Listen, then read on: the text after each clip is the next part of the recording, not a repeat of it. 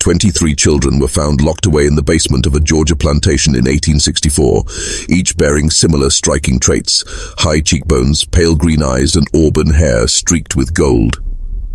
When Union soldiers pried open the iron doors of Thornhill Estate in Burke County, they discovered these children huddled in darkness, some as young as 4, others nearing adolescence. The eldest, a 13-year-old girl, told officers something that turned veteran soldiers physically ill. "Mistress says we are her legacy. We cannot leave because we are her blood." Military records from the 34th Massachusetts Infantry reference the incident only once in a letter marked confidential, buried in regimental archives for over a century. Local histories of Burke County erase Thornhill Estate entirely, as though the plantation and its mistress never existed. Yet they did exist, and what Catherine Thornhill built in those 16 years between her husband's death and the arrival of federal troops stands as one of the most disturbing chapters in American history. A calculated breeding program designed to produce generations of enslaved people unable to escape bondage because they were genetically bound to their owner. Before continuing with the story of Catherine Thornhill and the nightmare she created in rural Georgia, I need you to do something. If this story makes your skin crawl, hit that subscribe button right now. This channel explores the darkest corners of American history. The stories they don't teach in schools, the secrets buried in courthouse basements and forgotten military records. I want to know where you are listening from. Drop a comment telling me your state or city. Are you near Burke County, Georgia? Does your town have buried secrets like this? Let's find out together. Now, let's return to where it began. To a cold February morning in 1847, when a young widow, who inherited a dying plantation and conceived a plan that would haunt Georgia for generations. The winter Catherine Danforth Thornhill buried her husband was the coldest Burke County had seen in 2 decades. The Thornhill estate sat on 1,700 acres of red clay soil, 7 miles southwest of Waynesboro, the county seat. In 1847, Burke County was cotton country, though not as prosperous as the Black Belt regions farther west. The soil was exhausted, worn down by decades of single-crop farming. Plantations that thrived in the 1820s struggled by the 1840s, squeezed between falling cotton prices and rising costs. The Mexican War had drawn away laborers, and talk of territorial expansion divided communities sharply. Thornhill Estate had once been among the region's more successful properties. Catherine's late husband, Jonathan Thornhill, inherited it in 1838 from his father, with 42 enslaved workers, adequate equipment, and manageable debt. But Jonathan proved a poor manager and an enthusiastic gambler. By the winter fever that claimed him in February 1847, the estate was mortgaged to the hilt. Fields produced barely enough to feed the workers, and creditors circled like vultures. Catherine was 28 when she became a widow. She had married Jonathan at 19, a match arranged by her father, Theodore Danforth, a prominent Augusta merchant. The Danforths were old Georgia money, descended from settlers arriving in the 1730s. Catherine had been educated by private tutors, spoke French passably, and raised with expectations of managing a substantial household. What she did not expect was inheriting a failing plantation with crushing debts and a 16-year-old stepson who looked at her with something close to hatred. Richard Thornhill was Jonathan's son from his first marriage. His mother died giving birth to him in 1831, and Jonathan remarried 5 years later. Richard never warmed to Catherine, seeing her as an interloper replacing his true mother. He was a sullen, bookish boy, spending most time in the estate's library, avoiding both his stepmother and the practical work of running a plantation. Catherine found him weak, impractical, and overly sentimental toward enslaved workers. He had once suggested they be taught to read, an idea so dangerous Catherine forbade him from mentioning it again. The plantation itself reflected its declining fortunes. The main house was a 2-story structure of whitewashed brick with 6 columns across the front portico, built in 1805 in the federal style. Paint flaked from the window frames and the roof leaked in 3 separate places. The furniture inside was a mixture of inherited pieces from Jonathan's family and cheaper replacements bought when the fine pieces had been sold to cover gambling debts. Behind the main house stood the kitchen building, the smokehouse, the dairy, and the overseer's cottage, all in similar states of decay.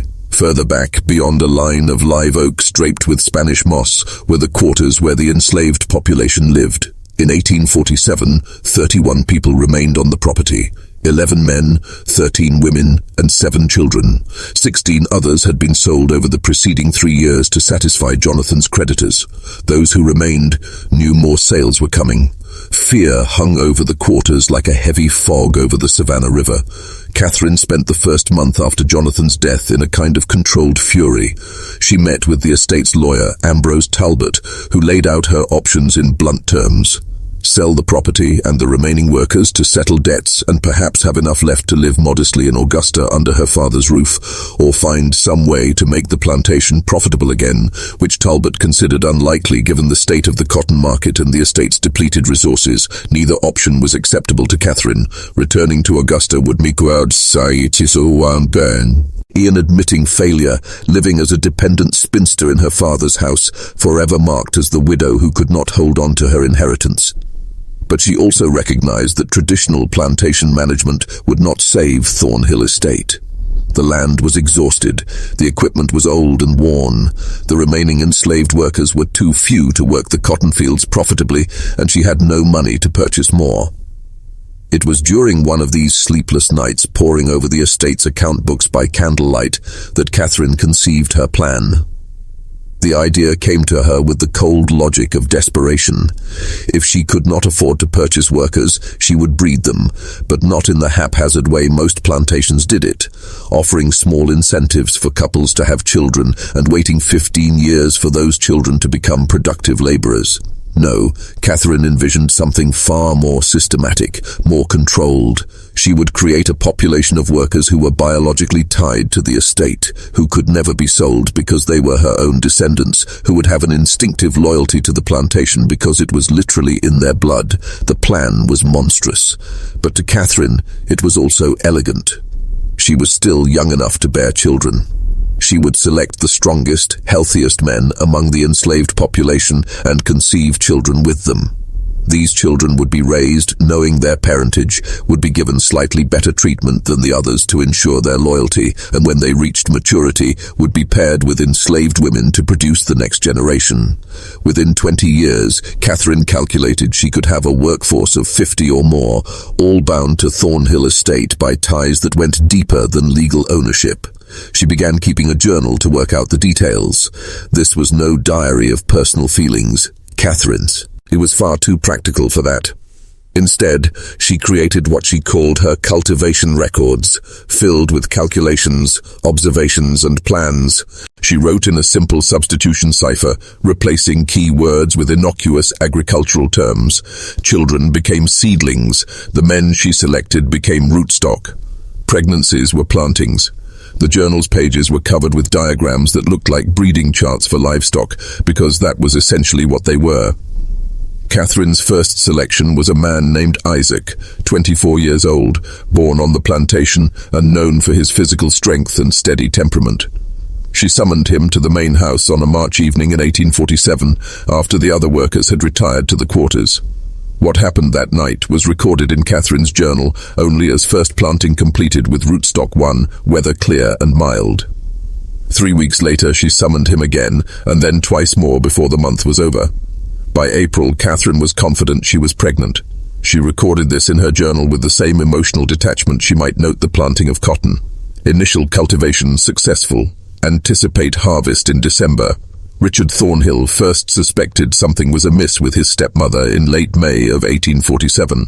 He noticed she had stopped taking her morning rides around the property, claiming the heat troubled her, even though the Georgia summer had barely begun. She took her meals in her room more often and had dismissed the house servant who usually attended her, preferring to manage her own affairs. For a woman as concerned with appearances as Catherine, this withdrawal was unusual, but it was a conversation Richard overheard in early June that truly alarmed him. He had been in the library, hidden behind one of the tall bookcases, when Catherine met with Miriam Grayson in the adjacent parlor. Mrs. Grayson was the local midwife, a sharp-featured woman of 50, who attended births for both white and enslaved families across Burke County. Richard knew her slightly. She had a reputation as a skilled practitioner, but also as someone who asked few questions and kept confidences. Absolutely. You are certain of your condition? Mrs. Grayson asked in her clipped professional tone. Quite certain, Catherine replied. I should think sometime in early December. And Mr. Thornhill passed in February, you said. There was a pause. Richard pressed himself against the bookcase, hardly breathing. My late husband and I were intimate in January, Catherine said evenly, shortly before his final illness. Of course, Mrs. Grayson's voice carried a note of something, not quite disbelief, but a careful neutrality.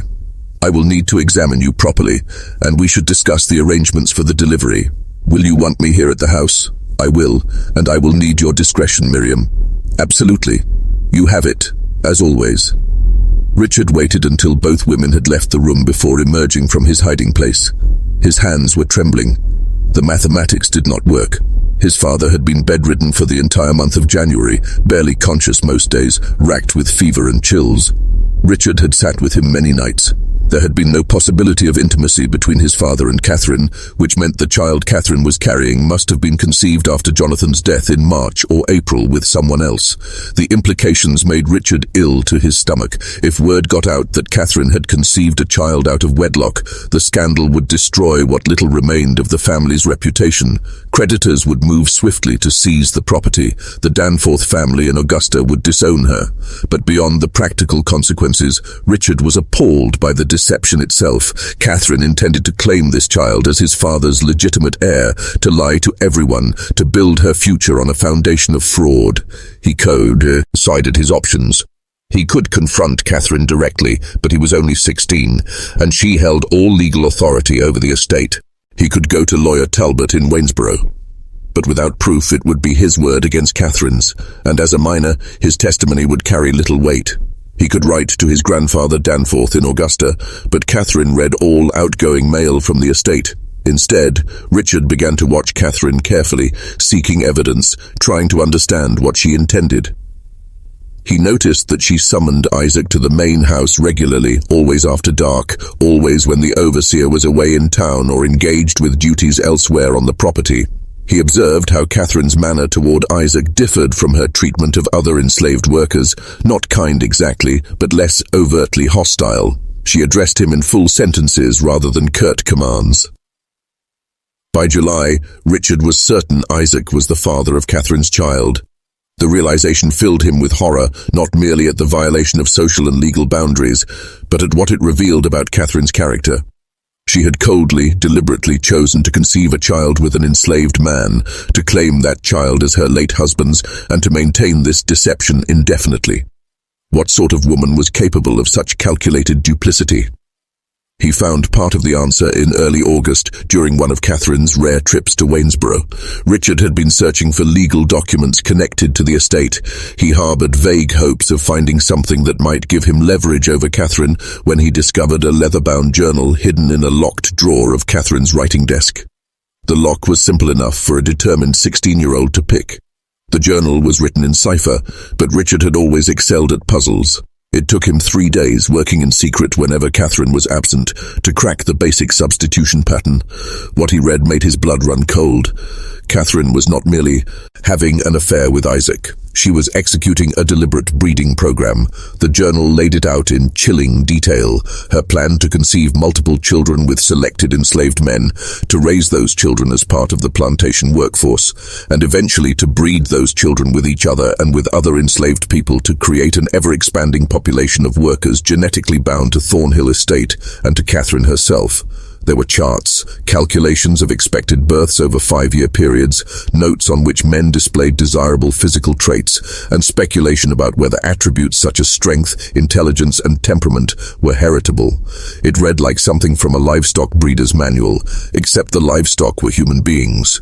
Richard copied several pages of the journal, translating the cipher into plain English, his hand shaking so violently he could barely hold the pen. This was evidence. This was proof of Catherine's depravity. He could take this to the authorities. He could expose her. But that night at dinner, Catherine looked at him with those cold green eyes and said casually, "Richard, have you been in my study recently? Some of my papers appear to have been disturbed." "No, ma'am," Richard lied, his throat tight. "I keep certain documents locked away for good reason." Catherine continued, cutting her meat with precise strokes. If I ever found that someone had violated my privacy, broken my trust in such a fundamental way, I'm afraid I would have to take serious action. Do you understand? Yes, ma'am. Good. Because family loyalty is everything, Richard. Everything. Without it, we are simply animals tearing at each other. She smiled, but it did not reach her eyes. I know you loved your father very much. I would hate for his memory to be tarnished by scandal, especially scandal that might emerge from within his own house. Hold, the threat was unmistakable. If Richard tried to expose Catherine, she would find a way to turn it back on him, to paint him as a disturbed, resentful stepson, inventing lies about a grieving widow. Who would people believe? A respected plantation mistress from a prominent family, or an awkward teenage boy with known resentment toward his stepmother? Richard returned to his room that night and burned the pages he had copied, but he continued watching Catherine, and he began to feel increasingly unwell. It began with fatigue. By September, Richard found himself exhausted by mid-afternoon, unable to concentrate on his books. His appetite diminished. He developed frequent headaches that made it difficult to think clearly. By October, he was experiencing muscle weakness and occasional stomach pains. Catherine showed great concern. She insisted Richard remain in bed. She prepared his meals herself, bringing him bowls of soup and plates of soft foods.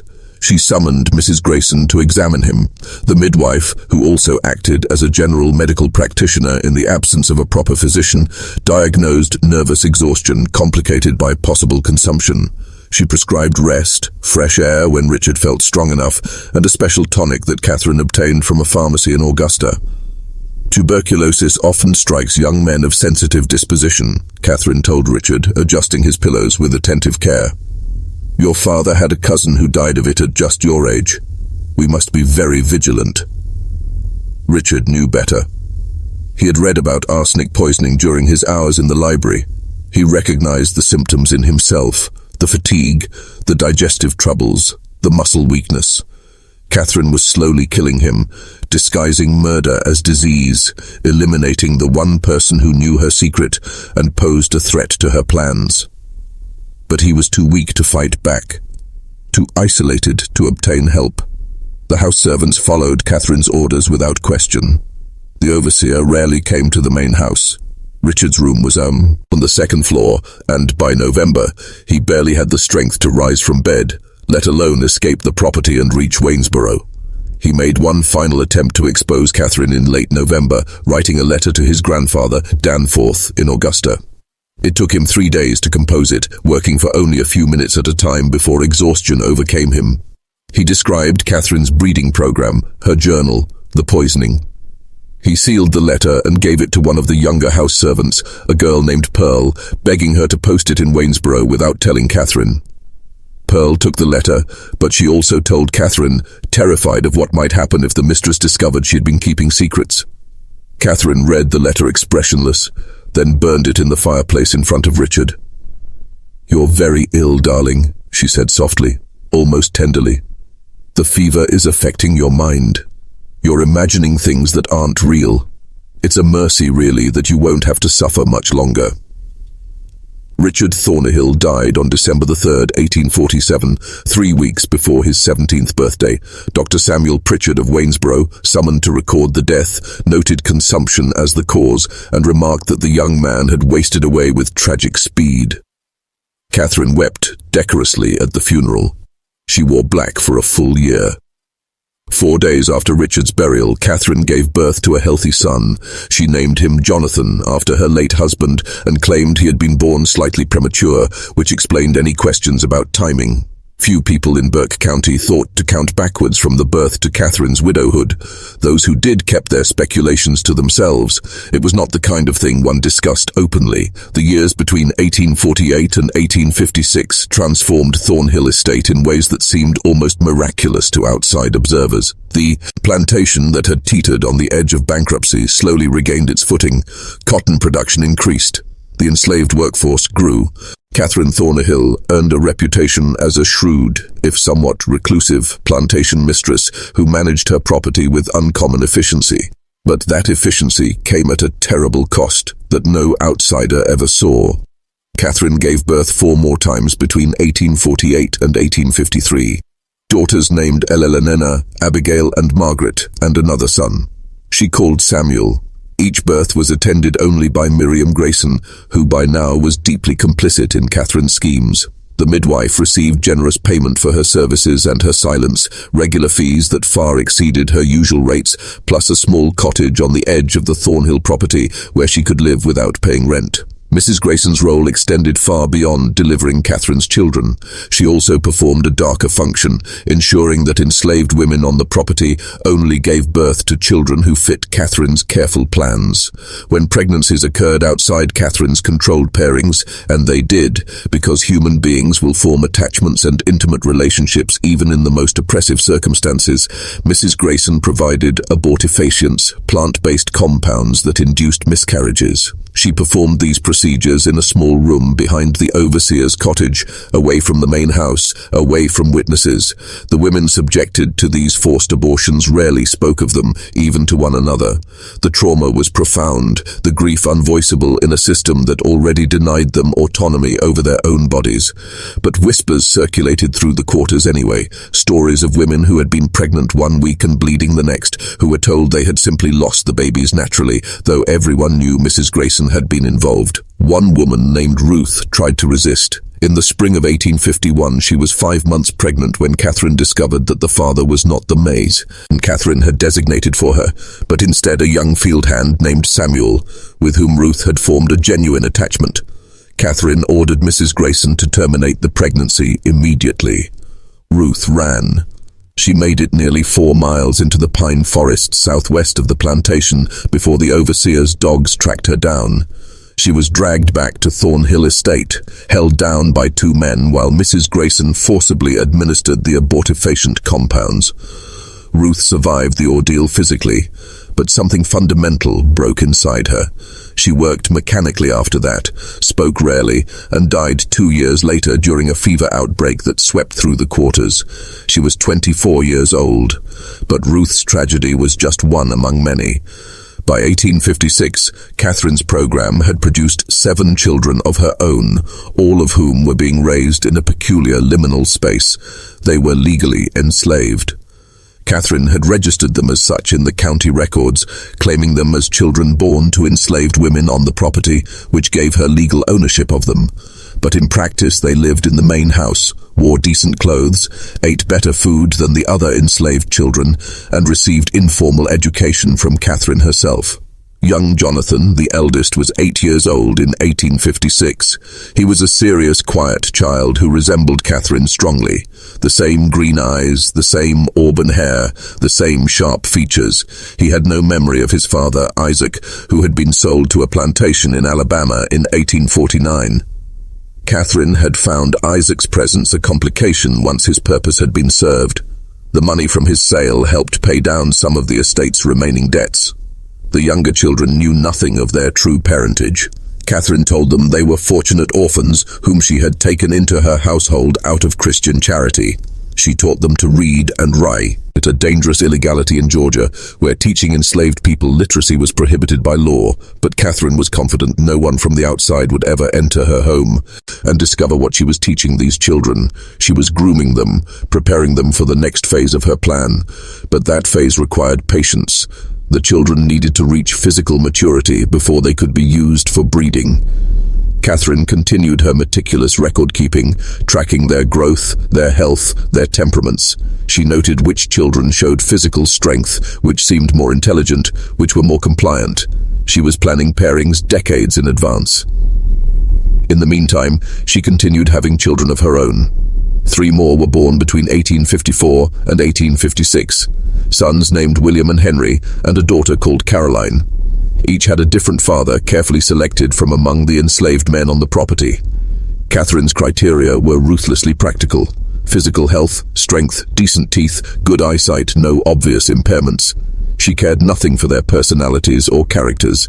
They were, in her mind, simply genetic material to be utilized. The men themselves had no choice in the matter. When Catherine summoned them to the main house, they came knowing that refusal would mean brutal punishment or sale. Some of them understood what was happening, that the children Catherine bore would be their own biological offspring, even as those children would be raised to think of Catherine as their benefactor and savior. The psychological torture of this situation was extreme. They were forced to become fathers to children they could never acknowledge, never parent, never protect. One man named Thomas was summoned to the main house in 1855. He was 26 years old, married to a woman named Hannah, who lived in the quarters. Hannah was pregnant with their first child. When Thomas learned that Catherine intended to use him for breeding, he tried to refuse. The overseer, a brutal man named Virgil Kane, had Thomas whipped in front of the assembled enslaved population, 39 lashes that left his back scarred for life. Then Catherine had him brought to the main house anyway. Thomas complied. He had no other choice, but he never spoke to Hannah about what happened in the main house, and Hannah never asked. Some knowledge was too poisonous to voice.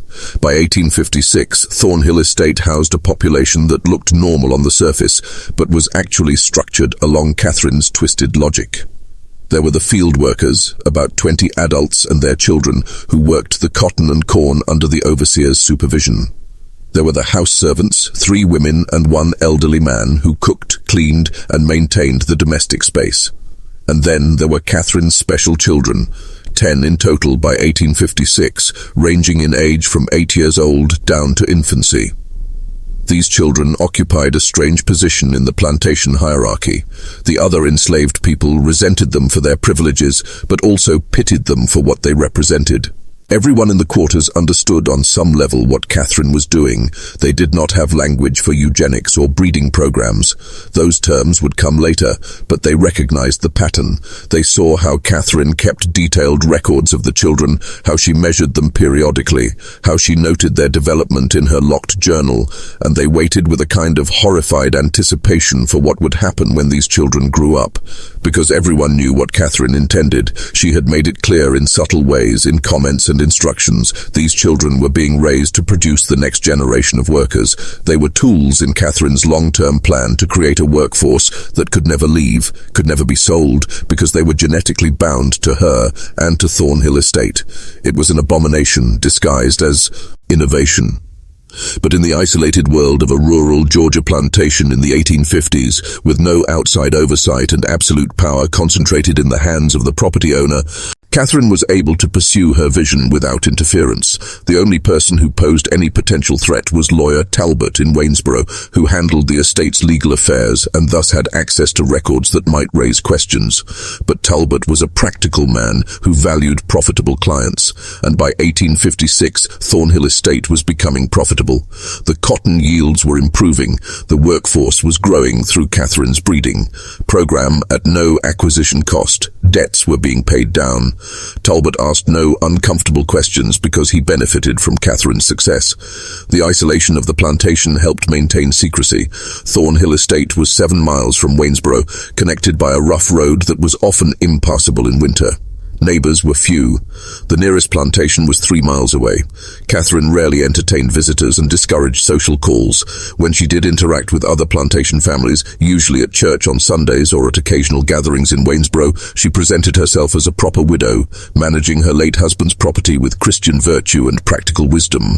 No one suspected the systematic horror occurring behind the whitewashed brick walls of the main house and in the quarters beyond the oak trees. And even if they had suspected, would they have cared?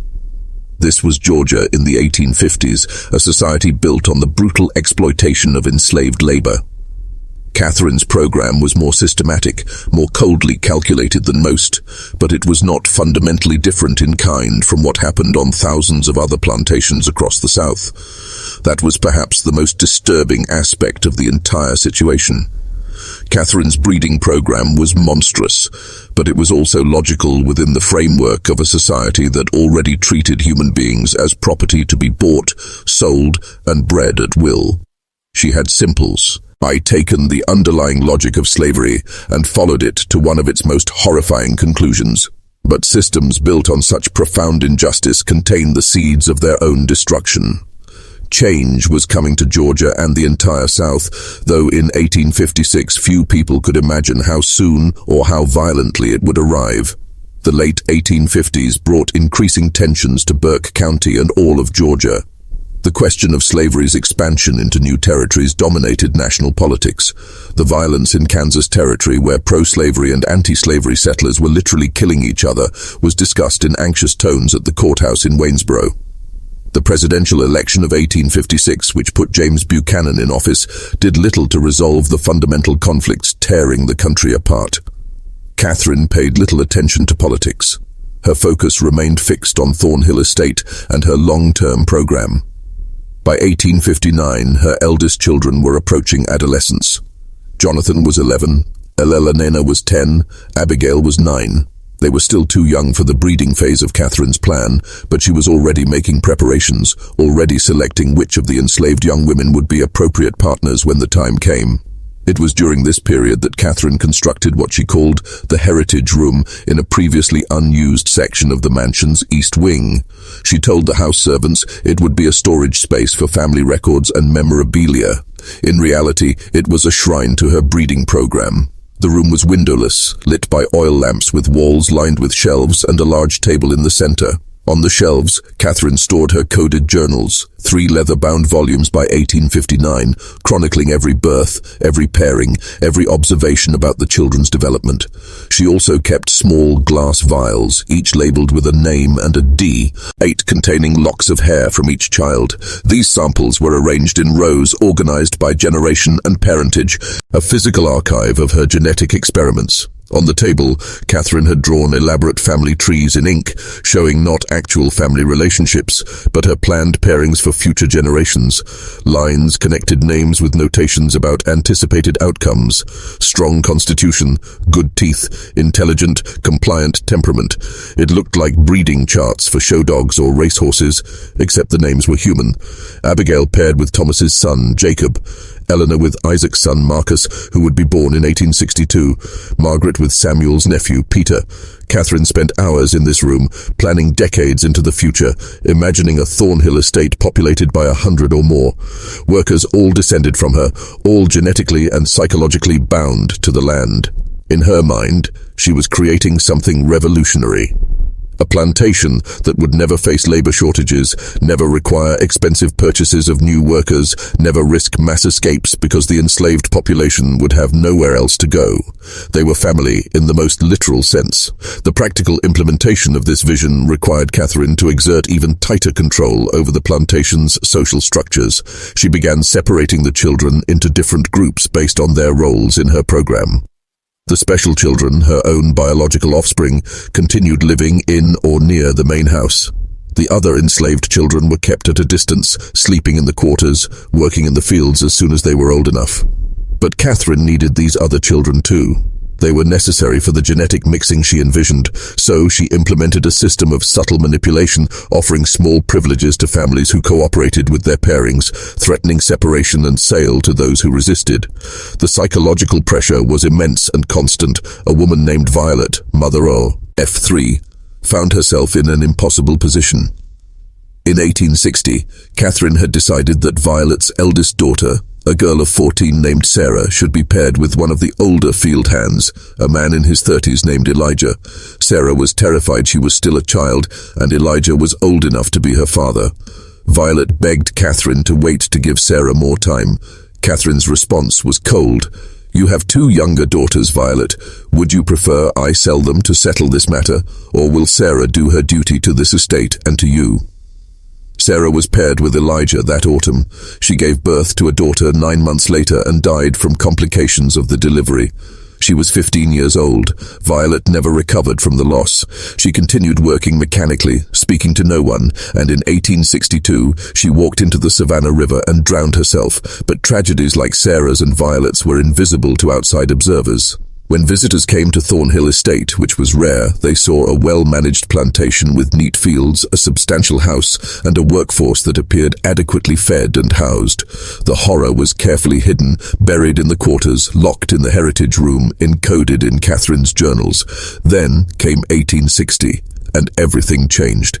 Abraham Lincoln was elected president. South Carolina seceded from the Union in December.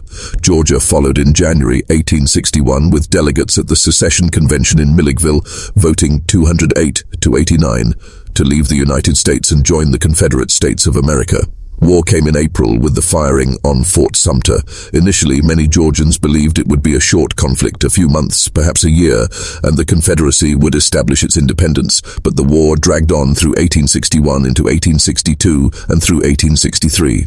Young men from Burke County marched off to fight in Virginia and Plantation, Nessie. Some returned in coffins, others didn't return at all. The war disrupted Catherine's plans in ways she hadn't anticipated. The overseer, Virgil Kane, enlisted in the Confederate Army in 1861 and was killed at Shiloh in April 1862. Finding a replacement was difficult. Most able-bodied white men were away at war. Catherine eventually hired an elderly man named Silas Kendrick, who was too old for military service. Kendrick was less brutal than Kane had been, but he was also less effective at maintaining discipline and control. The enslaved population at Thornhill Estate began to sense the shifting power dynamics. News filtered through the slave networks that connected plantations across Georgia, whispered reports of Union victories, rumors that Lincoln had issued a proclamation freeing enslaved people in Confederate territory, speculation about what would happen if the Yankees came south. Catherine tightened her control as best she could. She confined the enslaved population to the plantation, forbidding anyone from leaving, even to visit relatives on neighboring properties. She increased rations marginally to lessen the impulse to flee. And she intensified her breeding program, advancing some of the children into unions sooner than she had initially intended. Jonathan, her eldest son, reached the age of 15 in December 1862. Catherine determined he was prepared. She had chosen a young woman named Rachel, 16 years old, the daughter of one of the field hands. Rachel possessed no voice in the decision. In February 1863, Catherine arranged for Jonathan and Rachel to be joined in marriage through a ceremony she herself conducted in the main house, a hollow imitation of a wedding with no lawful standing, intended solely to cloak the breeding pairing in a false guise of propriety. Jonathan, who had been brought up apart from the other enslaved people, taught to regard Catherine as his benefactor, accepted this arrangement without hesitation. He lacked comprehension of what had been done to him, remained unaware that Catherine was in fact his biological mother, and had no recognition of the profound injustice of the situation. Rachel, silenced by trauma, spoke nothing. Yet others in the quarters watched quietly. They observed Catherine pairing these particular children, the ones nurtured within the main house, with other enslaved youths. They perceived this as the next stage of whatever Catherine had been orchestrating for years, and in the quarters, a silent, simmering rage began to gather, a rage with no outlet until fate shifted in their favor. The spring of 1863 delivered dire tidings to Burke County. Confederate defeats were mounting. The Union Army controlled the Mississippi River following the fall of Vicksburg.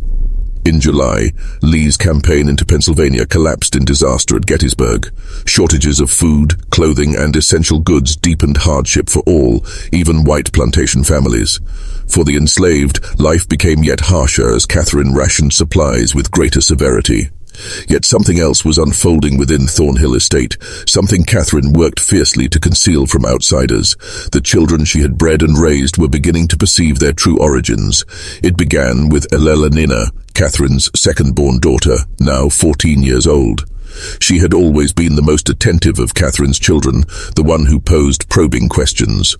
In May 1863, while assisting Catherine in arranging papers in the study, Nina discovered one of the coded journals Catherine had carelessly left unlocked. Nina had learned to read under Catherine's instruction. She was sharp, inquisitive, and restless with the limited reading she was permitted. The cipher within the journal captured her curiosity. She spent 3 weeks decoding it in secret, as Richard had done 16 years earlier, slowly unraveling the substitutions and system. What she uncovered shattered her understanding of her own existence. The journal recorded her conception. Second planting with rootstock 2. Thomas, age 21. Excellent physical specimen. Strong back, good teeth. Weather warm and humid. Anticipate harvest late October 1848. Nina read and reread the entry, her hands trembling. Rootstock 2. Thomas. She knew Thomas. He was one of the field hands, a silent man in his 30s who avoided eye contact with all. He was her father. Catherine was her mother. She was not an orphan taken in out of charity. She was the deliberate product of Catherine's breeding experiment. The implications cascaded through Elena's mind with relentless force. If this was true for her, then it must be true for Jonathan, for Abigail, for all the children. Catherine had brought into the main house. They were Catherine's own biological children, conceived with enslaved men, and they had been deceived their entire lives. Worse still, the journal contained Catherine's explicit designs for their futures. Eleanor read the notations about pairings, about expected offspring, about the creation of a self-sustaining workforce. She saw her own name in one of the charts, connected by a line to someone called Marcus, Isaac's son, to be born in 1862. Pairing with Eleanor anticipated in 1865. Eleanor felt physically ill. Catherine intended to pair her with a boy who had not even been born yet, to compel her to bear children who would be enslaved on this plantation forever, to turn her into another instrument of reproduction in this nightmarish system. She confronted Catherine that evening, her voice quivering with rage and shock. "I read your journal. I know what you are. I know what I am." Catherine's expression froze, her eyes cold as the depths of winter. "You should not have done that, Elena. You are my child. You're my mother. Thomas is my father, and you've been planning to breed us like animals." Eleanor could barely force the word. "As out." "Sit down," Catherine commanded. "No, sit down." The authority in Catherine's tone was unmistakable. Elena sat, her whole body trembling. Catherine paced the room, her mind clearly calculating the implications of Elena's discovery. Finally she spoke. "You are perceptive enough to understand the position we occupy, so I will speak plainly. Yes, I am your biological mother. Yes, I have been implementing a systematic program to create a self-sustaining workforce for this estate, and yes, you and the others will take part in that program when you come of age." "I will not," Elena said, though her voice lacked certainty. "You will, because the alternative is far worse." Catherine leaned forward, her face mere inches from Elena's. "Right now, you live in this house. You eat good food. You wear fine clothes. You can read and write. What do you think will happen if you refuse to obey? I will sell you. I will sell you to a plantation in Alabama or Mississippi, where they work field hands to death in less than 5 years, where women are routinely brutalized, where literacy brings a whipping or something far worse. Is that what you desire?" Eleanor said nothing, tears streaming silently down her cheeks. "I thought not." Catherine straightened herself. "You will not speak of this to your brothers or sisters. You will not speak of it to anyone in the quarters. You will carry on your life as before. And when the time comes for you to fulfill your role in this family's future, you will do so. Do you understand?" "Yes," Elena whispered. But Catherine had made a grave mistake. She had revealed the truth without securing complete control over it. Elena did speak to others, not instantly, but gradually, quietly, deliberately. She told Jonathan first, showing him the passages she had committed to memory. Jonathan's reaction differed from Elena, so he had been so fully conditioned by Catherine, so utterly isolated from any alternate frame of understanding, that he struggled to perceive what was wrong with her plan. "She gives us a better life," Jonathan said, bewildered by Eleanor's outrage. "We could have been working in the fields. Instead, we are here. We are property, Jonathan. We are slaves. Our own mother has enslaved us. She is protecting us. She is keeping us together. If we were sold, we would be separated, sent to different places. This way, we remain together. We remain at Thornhill." Elena realized with mounting horror that Jonathan had been far too successfully indoctrinated. He could not see the cage Catherine had so deliberately built around all of them, but Abigail, at 13 years old and sharp as splintered glass, understood instantly when Elena told her. And Margaret, aged 12, understood too. The younger children were still too young to fully comprehend it, but the older ones, now they knew. They knew what they were and what Catherine intended for them. This knowledge changed the entire atmosphere within the main house. Catherine felt it. That subtle shift in the air, the way her children looked at her now. There was fear, certainly, but also something else. Calculation. Waiting. They were quietly biding their time, and Catherine knew it deep in her bones. She considered her options carefully. She could sell the older children, remove the problem entirely, but that would waste years of careful investment and deliberate planning. She could punish them so severely as to break their spirits, but physical brutality might leave wounds that would damage them in ways that interfered with her breeding program. She needed them intact, healthy, fertile, capable of bearing children. So Catherine chose a different, calculated approach.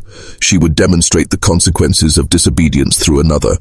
In August of 1863, a young woman named Grace tried to escape from Thornhill Estate. She was 17, pregnant, and desperate. She'd been paired with one of the field hands against her will, and she could not bear the thought of bringing a child into Catherine's system. She fled at night, heading east toward the Savannah River, hoping somehow to cross into South Carolina and from there make her way to Union lines. She was captured within 12 hours. Dogs tracked her to a creek 3 miles from the plantation. She was dragged back, bound, and locked in one of the outbuildings. The following morning, Catherine gathered everyone, every enslaved person, including her special children from the main house, in the yard between the quarters and the mansion. Grace was brought out, her hands bound. Catherine stood on the porch of the main house, her expression cold and unreadable. "This woman," she declared, "attempted to abandon her responsibilities to this estate and to all of you. She has sought to destroy the family we have built here. The penalty for such betrayal must be severe." What followed was savage and public. Grace was whipped. 20 lashes administered by the elderly overseer Kendrick, who carried out the punishment with grim and reluctant precision. Catherine made certain every child watched, including her own biological offspring. The message was unambiguous. This is the fate of those who try to leave. But Catherine had again miscalculated. The public punishment did not terrorize the enslaved population into silent submission. Instead, it made something painfully clear to them. Catherine was willing to use extreme violence to maintain control, which meant she was afraid.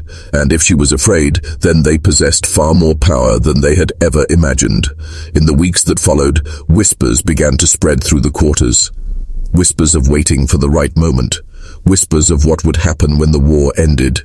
Because surely it would end. And whispers of what might happen when the Yankees arrived. They would come south, and surely everything would change.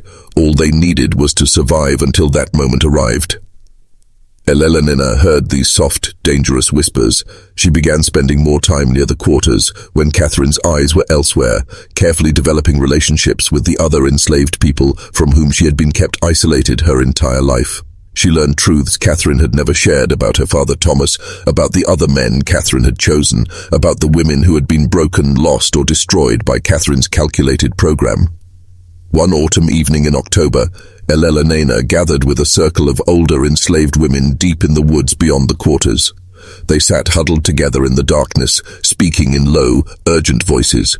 A woman named Hope, in her 40s, regarded Elelonina with something between pity and a grudging respect. "Your mama," Hope said quietly. "She thinks she has built something extraordinary here. She believes she made family. But all she's done is create people who despise her in ways she cannot even begin to understand." "What happens when the war ends?" Elelonina asked softly. "Depends on who wins," Hope replied firmly. "If the Yankees win, we're free. If the Confederates win, things stay the same or worsen. Either way, your mama cannot keep doing what she has been doing. Too many people know too much. Too many hearts are burning with anger. Something's going to break." "What if we made it break?" Elelonina asked, her voice trembling. The women turned toward her in astonishment. Hope leaned forward, her voice quiet but firm. "What are you saying, child? What if we do not wait for the war to end? What if we decide to end this ourselves?" The suggestion hung in the air, heavy with danger and temptation. One of the younger women, Anna, broke the silence. "You mean run? Take everyone and run, or fight?" Eleanor asked, her voice low. "There's only Mrs. Catherine and old Mr. Kendrick," Hope said pragmatically. We are 40 strong, and 20 of us are children. Where would we go? Confederates catch those who run. They kill us, or they sell us further south. And you, do you think they would see you as one of us, or one of them? The question cut deep. Nena did not know the answer. She was Catherine's daughter. She had grown up inside the walls of the main house. She could read and write. Her skin was lighter than most of the people in the quarters. Would they accept her if violence came? Before Nena could answer, there came the sound of footsteps, crashing through underbrush. Everyone scattered, melting like shadows into the darkness. Nena ran toward the main house, heart pounding, wondering if their conversation had been heard, if Catherine had discovered that everything was on the verge of collapse, yet no punishment followed. The next day passed without incident. The day after, it seemed they had escaped notice. But the seed had already been planted, the dangerous idea that they need not wait passively for others to free them. They could take that power themselves. That idea began spreading through the quarters like wildfire, infectious and relentless, seeping into whispered conversations and glances shared in the dark. Catherine sensed the shift immediately, but could not locate its origin. She tightened her surveillance, ordering Kendrick to patrol the quarters through the dead of night, restricting movement more severely than ever before. The atmosphere at Thornhill Estate thickened with unease each passing day. It was as though a storm was gathering just beyond sight. Dark clouds swelling, charged air humming with a silent warning, and every soul waiting for the inevitable strike. That break came in March of 1864, but not in the way anyone anticipated. A detachment of Confederate cavalry swept through Burke County, stopping at plantations to requisition whatever could aid the war effort: food, corn, cloth, horses. Catherine had no choice but to comply. She provided bushels of corn, barrels of preserved meat, and the plantation's 2 finest horses. The soldiers camped only one night in the open fields beyond the quarters and vanished with the first light of dawn. Yet their passing left ripples. The men spoke freely of the war's worsening state, and their words carried weight. Sherman was advancing deep into Georgia. Union forces pressed from multiple fronts. Some murmured that the Confederacy was doomed, that the war could not last, that the time to return home was near. Every word reached the ears of the enslaved at Thornhill Estate. A spark caught. Hope ignited. Freedom was not a distant dream now. It was tangible. It might be weeks, perhaps months, but it would come. They only needed to endure a little longer. Catherine, however, felt the threat acutely. She saw that hope as poison to her plans. If the Confederacy fell, if the enslaved were freed, everything she had constructed would crumble. Her specially bred children would be scattered. Her work, 16 years in the making, would end in ruin. She could not allow such a collapse. On the night of March 17, 1864, Catherine summoned her 11 biological children to the main house: Jonathan, Nena, Abigail, Margaret, Samuel, William, Henry, Caroline, and the 3 youngest infants gathered under her command. Ages ranged from 16 years to 6 months. "Things are going to change very soon," Catherine told them, voice calm yet charged with urgency. "The war may end badly for us. The Yankees may come.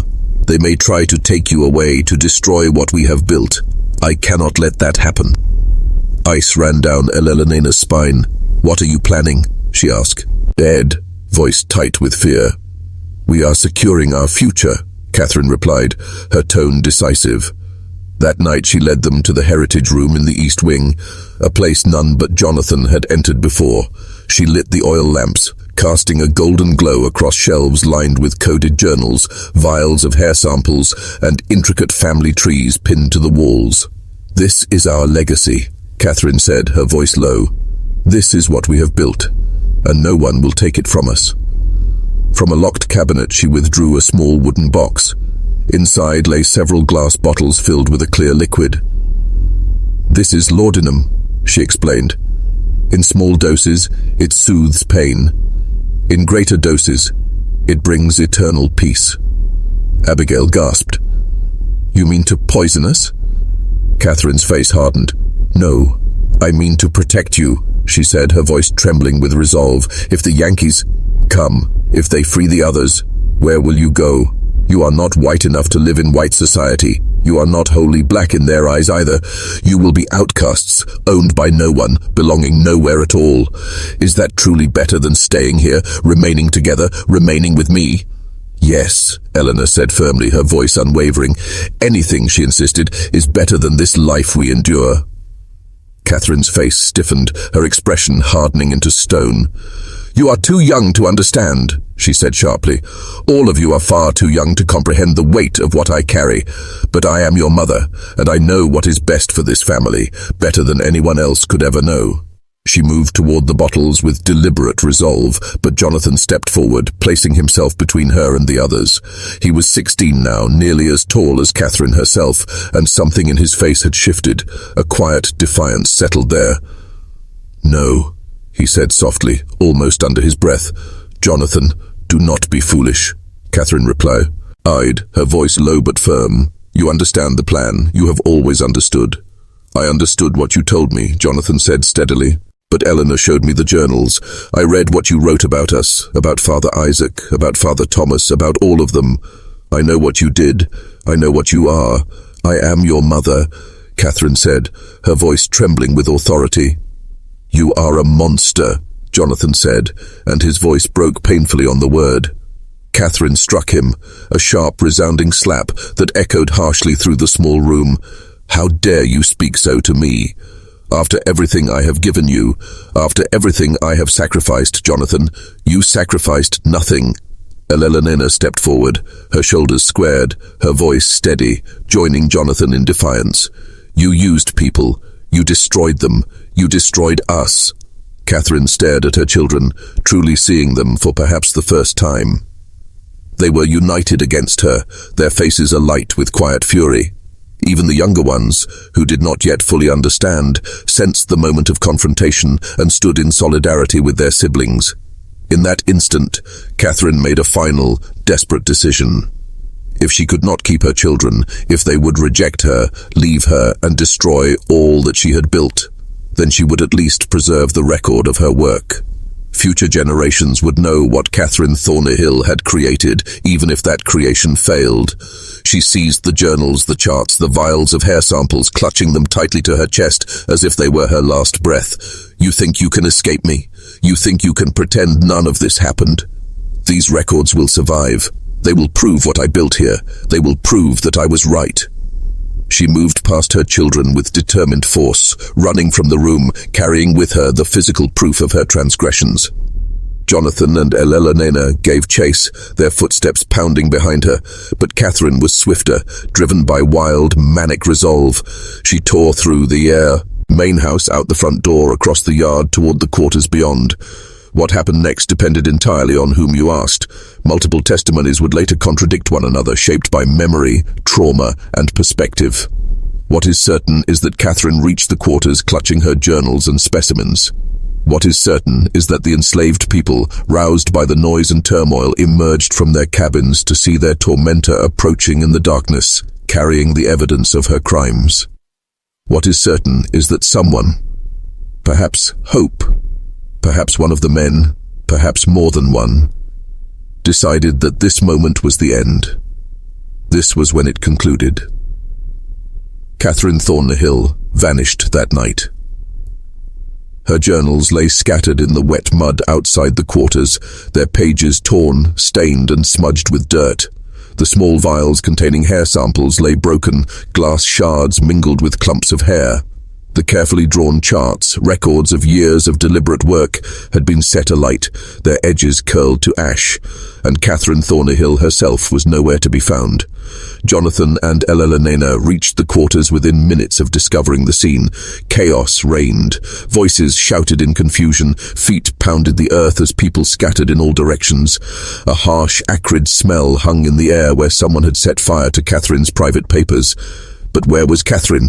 Jonathan demanded sharply. Hope turned toward him, her expression unreadable, her eyes steady. Gone, she said softly. That's all you need to know. She's gone, and she ain't coming back. What happened to her? Jonathan pressed. What she deserved, Hope said plainly. Now you got a choice, boy. You can make noise about your mama, or you can understand what happened tonight was justice, and let it rest. Jonathan glanced at Elena. Her face was pale, her eyes wide but thoughtful. She nodded slowly, almost reluctantly. "Let it rest," she whispered. The following morning, news spread that Catherine Thornhill had vanished. Old Mr. Kendrick, overseer of the estate, searched every corner of the property, but found nothing.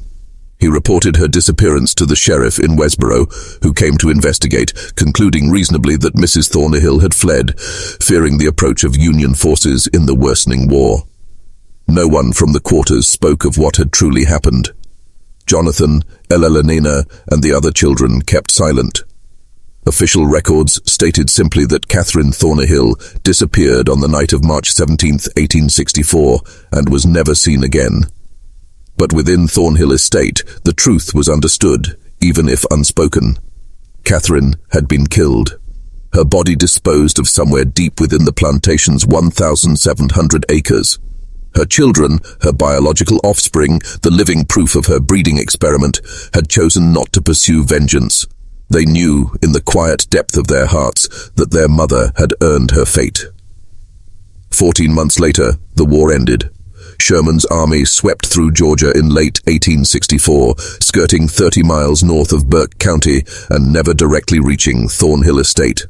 By April 1865, the Confederacy collapsed. Freedom arrived for Georgia's enslaved people through Union occupation, the ratification of the 13th Amendment, and the undeniable collapse of slavery itself. At Thornhill, the aftermath was complicated. Jonathan, as Catherine's eldest, held ambiguous claim to the property, legally enslaved under Georgia law, yet also her biological heir. Lawyer Talbot in Westboro attempted to resolve the matter, but gave up. The estate fell into a quiet, legal limbo.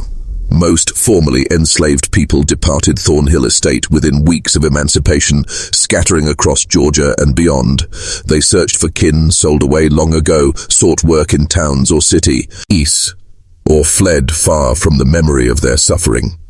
Some remained, at least for a time. Hope stayed, helping organize those without homes. Thomas remained as well, Elena's biological father, and for the first time in 16 years, openly acknowledged her. They spoke once of Catherine, of what had been done to them both, and then fell silent forever. The wound was too deep, too woven into the wrongness of their lives to speak of again. Elena lingered at Thornhill Estate until 1867, learning in those years how to live as a free woman, though the psychological scars of her childhood remained unhealed.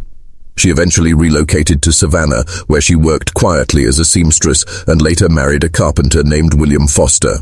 She bore no children of her own. She never spoke openly about her mother, nor did she recount her childhood to anyone. When she died in 1903, her obituary contained no mention of Thornhill Estate, Burke County, or the history that had defined her early life. Jonathan lingered at the plantation for several years longer, attempting to work the land alongside a small group of freedmen who remained loyal to the property. Yet the cotton market was deeply depressed, the soil exhausted from decades of labor, and Thornhill's notorious reputation had begun to circulate widely within the black community of Burke County. By 1869, Jonathan gave up his efforts entirely and abandoned the estate. He drifted westward without direction, eventually settling in Texas under an assumed name to escape his past. He died there quietly in 1891, leaving behind only a handful of possessions, among them a small, worn notebook filled with the same phrase repeated obsessively in microscopic script. "I did not choose this. I did not choose this. I did not choose this." The grand Thornhill estate itself soon fell into ruin. The main house suffered a partial destruction in a suspicious fire in 1871, leaving charred walls and empty spaces. Other structures on the property collapsed from neglect. Over time, the land was seized for unpaid taxes and in 1878 sold at public auction to a timber company that felled the old-growth forests and parceled the property for resale. But in the year 1871, a discovery briefly revived Thornhill Estate's dark legacy. A well driller working on an adjacent property accidentally broke into an old subterranean system buried beneath what had been Thornhill's grounds. Within that hidden system, some 30 feet below the surface, lay a skeleton, remarkably preserved by the cool, dry environment. The remains belonged to a woman likely in her 30s or 40s. Torn scraps of cloth suggested a dress dating to the 1860s. Near the bones lay a corroded metal locket containing 2 miniature portraits, one of a man, the other of a young boy. The coroner in Westboro examined the skeleton and concluded that death had resulted from blunt force trauma to the skull. The remains were interred in an unmarked grave in the county cemetery, recorded officially only as unknown female discovered on former Thornhill property, 1871. Yet among the black residents of Burke County, the truth was known. Passed down in hushed whispers within kitchens and churches, a coded oral history preserved what had occurred that night in March 1864. They knew Catherine Thornhill had been killed by those she had enslaved, that her body had been hidden deep within a well or subterranean chamber. They understood that a form of justice, however grim, had been enacted. Over the decades, fragments of the story surfaced. In 1889, a man on his deathbed in Alabama confessed to a minister that he had participated in the killing of his former mistress in Georgia during the war. He gave no names or specifics, but the minister recorded his words. In 1902, a woman in Savannah, the granddaughter of Hope, wrote a brief memoir mentioning the night the devil mistress disappeared, and no one mourned her. Yet perhaps the most damning evidence emerged in 1923, when a historian researching Burke County's Civil War history uncovered a bundle of letters in the courthouse basement. Among them was a letter dated 1865, penned by Union Captain Samuel Reynolds, commander of one of the first federal units to enter Burke County after the war. Reynolds wrote, "We discovered disturbing evidence at a property called Thornhill Estate, indicating systematic breeding experiments conducted by the late owner upon enslaved persons, including her own biological children. The details are too grotesque to fully recount, but multiple witnesses confirmed that one Catherine Thornhill had executed a deliberate program to create a self-perpetuating enslaved population through forced reproduction across generations." Witnesses further informed us that Mrs. Thornhill disappeared in March 1864. They would not state explicitly what occurred, but their meaning was clear enough. I have chosen not to pursue the matter further, as it appears to me that whatever justice befell this woman was well deserved. I have instructed my men to speak of nothing more on this matter. The letter was filed away and forgotten again until 1954, when a graduate student researching her dissertation on Reconstruction in Georgia discovered it among the archives. She attempted to verify the story, speaking to elderly residents of Burke County who might recall family accounts from that period. Most professed to know nothing.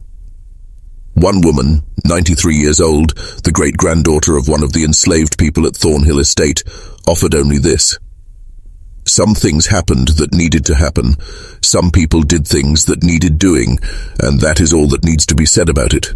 The final mystery of Thornhill Estate concerns the 23 children found locked in the basement when Fades rail troops arrived. Captain Reynolds' official report mentions them, as do several letters written by soldiers in his unit. The children were freed and placed with freedmen's families in Burke County and surrounding areas. But what became of them afterward is lost to history. Some of them certainly survived to adulthood.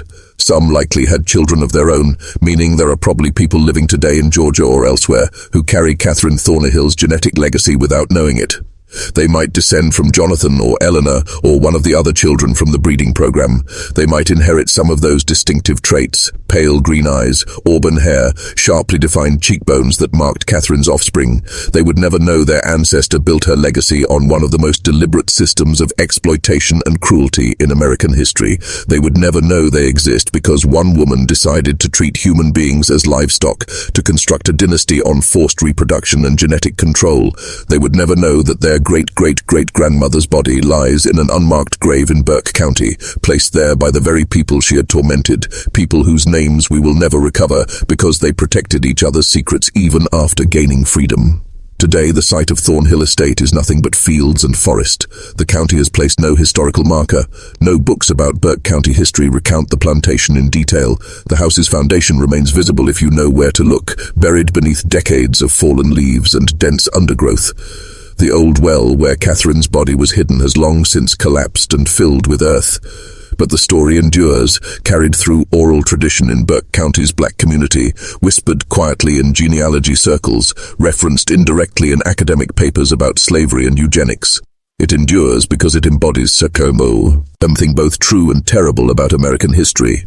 Not only the brutality of slavery itself, but the ways human beings rationalize and systematize cruelty when they hold absolute dominion over others. Catherine Thornhill convinced herself she was building something revolutionary, creating a new model for plantation management, securing her family's future. In reality, she perpetuated and magnified one of humanity's greatest evils, and the people she exploited, the people she bred, controlled, and tormented, ultimately erased her from history as thoroughly as she had sought to erase their humanity. What do you think of this story? Do you believe everything was revealed, or are there still hidden truths buried somewhere in that land in Burke County? The truth is, we may never know the full extent of what happened at Thornhill Estate. Those who lived through it, the survivors, chose to carry some secrets to their graves, and perhaps that is their right. Perhaps some stories belong to those who endured them, not to historians or storytellers like myself, but we can honor those people by remembering that their resistance mattered, that their survival mattered, that they outlasted the system designed to destroy them. If this story moved you, if it made you reflect on the hidden histories in your own community, share your thoughts in the comments below. Share this video with someone who values deep exploration of America's darkest chapters. Subscribe to this channel for more stories that challenge what you believe about history. And remember, the past is never as far behind us as we wish to believe. See you in the next video.